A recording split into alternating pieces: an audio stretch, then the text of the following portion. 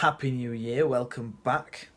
Now to tell you about the Revolt of the Earls. That's what we're doing today. So the point of these introduction videos, you're going to get used to them I hope, is you come in, you scan, you sit down, you put the title and you start learning straight away. There's no wasted time and waiting around for people who are late.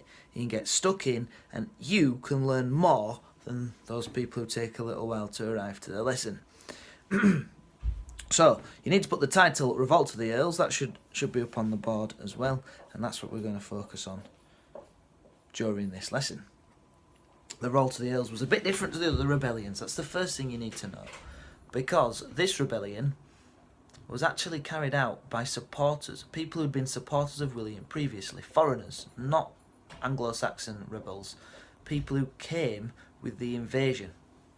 And that's quite significant because all of the other rebels were not done by William's supporters. And it's a little bit later than the rebellions as well. It's 1075, so William's been on the throne for 9 years now.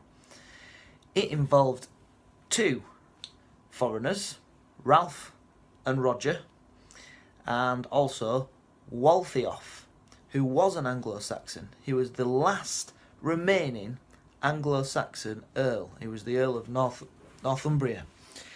Anyway, they conspired at a wedding and came up with their plan to divide the country between them into three.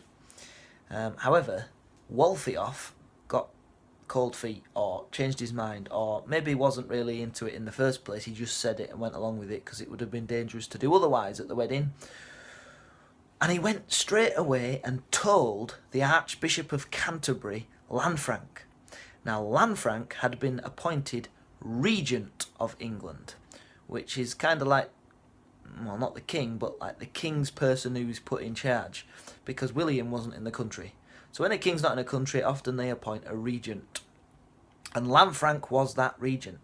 Lanfranc had to act quickly, and he did. First of all, he did something to try to stop the rebellion happening at all, by sending letters to the rebels saying, look, your fathers had been some of the most trusted followers of William. Please don't rebel. Make peace with the king. I believe those were sent to Roger rather than Ralph. Roger ignored the letters and decided to march his army east to meet up with Ralph's army, who were marching west. So Lanfranc got the royal armies and marched them straight up in between the two armies to stop the two rebel armies from meeting and joining up together. And the royal armies did manage to cause the rebels to flee. Roger, I think, I'm going to check this. Roger, I think, got away. I believe it was Roger who got away. Managed to escape back to his family lands in Brittany, which is a part of France, of course. And Ralph, I believe, was put in prison. I'm going to have to edit this, aren't I? Because it could be entirely wrong. Let's see. No, Ralph managed to escape to his family lands. Roger was put in prison until he died. Waltheof, who was the one who told about the whole plan in the first place, Waltheof was beheaded. Which seems a bit unfair, because he was the one who sort of told on the plan. But maybe it was William was like using it as an excuse to remove the last English Earl. Maybe he just got fed up of the English rebellion at all and getting involved in these things. But many historians, and this is quite important, many historians suggest that the revolt of the Earls in 1075 signals the completion of the Norman conquest. And there's two reasons perhaps for this. One, there was no rebellion ever again until William died, 12 years later in 1087.